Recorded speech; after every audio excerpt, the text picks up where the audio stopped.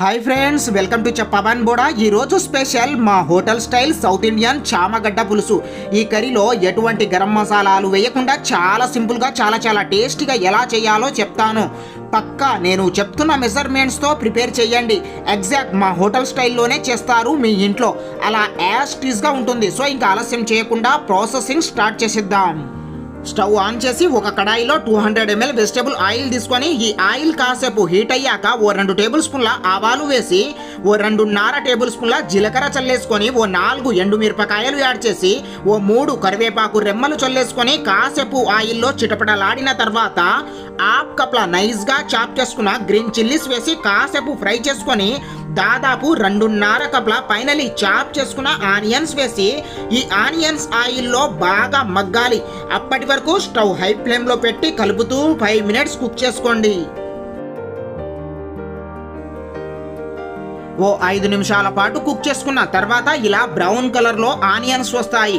అప్పుడు ఒక హాఫ్ కప్ల అల్లం వెల్లుల్లి పేస్ట్ వేసి నాన్ స్టాప్గా ఈ అల్లం వెల్లుల్లి పేస్ట్ బాగా ఆయిల్లో మగ్గాలి. అప్పటి వరకు స్టవ్ మీడియం ఫ్లేమ్లో పెట్టి కలుపుకొని మీ టేస్ట్కి తగ్గట్టు సాల్ట్ అడ్జస్ట్ చేసుకోండి. ఫ్రెండ్స్, ఇదే టైంలో సాల్ట్ అడ్జస్ట్ చేసుకొని కాసేపు కలిపి 1 టేబుల్ స్పూన్ల టర్మరిక్ పౌడర్ చల్లేసుకొని హాఫ్ కప్ల కొరియాండర్ పౌడర్ యాడ్ చేసి మీ టేస్ట్కి తగ్గట్టు కారం అడ్జస్ట్ చేసుకొని ఈ స్పైసెస్ ఈ ఆనియన్స్ మిశ్రమంకి బాగా పట్టాలి. అప్పటి వరకు స్టవ్ లో ఫ్లేమ్లో పెట్టి కలుపుకోండి. ఆల్మోస్ట్ మిశ్రమం మొత్తం బాగా కలిసిపోతుంది. అప్పుడు ఓ 200 గ్రాముల టామరిన్ జ్యూస్ వేయండి. ఈ టామరిన్ జ్యూసే చాలా ఇంపార్టెంట్ ఈ కర్రీకి. మనం ఈ ప్రాసెసింగ్ మొత్తం పులుసు కోసం చేస్తున్నాం, కర్రీ కోసం కాదు. ఒకవేళ చామగడ్డ కర్రీ చేస్తే మీరు ఈ టామరిన్ జ్యూస్ కి బదులు టమాటో ప్యూరీ, లెమన్ జ్యూస్ వేసి చేసుకోవచ్చు. ఆ వీడియో కూడా తొందరలో చేస్తాను. ఇప్పుడు ఆల్మోస్ట్ గ్రేవీలా అయ్యేంత వరకు స్పైసెస్ మిశ్రమం మొత్తం కలుపుకొని 1 నిమిషం పాటు కుక్ చేసుకుంటే ఈ వీడియోలో చూపెడుతున్నట్టుగా ఆయిల్ పైకి తేలుతూ కనబడుతుంది. అప్పుడు దాదాపు 1 లీటర్ల వాటర్ యాడ్ చేసి కాసేపు కలిపి స్టవ్ ఆల్మోస్ట్ టోటల్ హై ఫ్లేమ్లో పెట్టి ఓ 10 నిమిషాల పాటు కుక్ చేసుకోండి.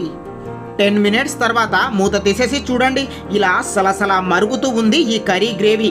ఇప్పుడు ఆల్రెడీ 1 కేజీ ఉడకబెట్టి క్లీన్ చేసుకున్న చామగడ్డ వేసి నెమ్మదిగా స్పీడ్గా కాదు, నెమ్మదిగా మాత్రమే ఓ 5 నిమిషాల పాటు కలుపుతూ కుక్ చేసుకోండి. స్పీడ్గా కలపడం వలన ఈ చామగడ్డ ఈ గ్రేవీలో మెల్ట్ అయిపోతాయి అని గుర్తుంచుకోండి.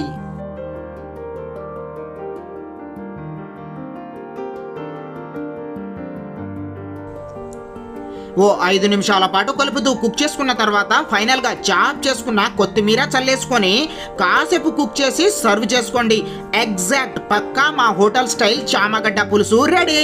By the way friends, small request, మన ఛానల్ ని సబ్స్క్రైబ్ చేసుకొని పక్కనే ఉన్న బెల్ ఐకాన్ ని ఆల్ అని యాక్టివ్ చేయండి.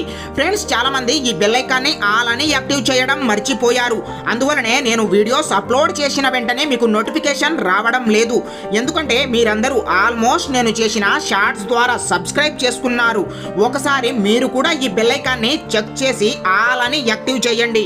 Please support me. Thank you for watching. చెప్పవన్ బోడా.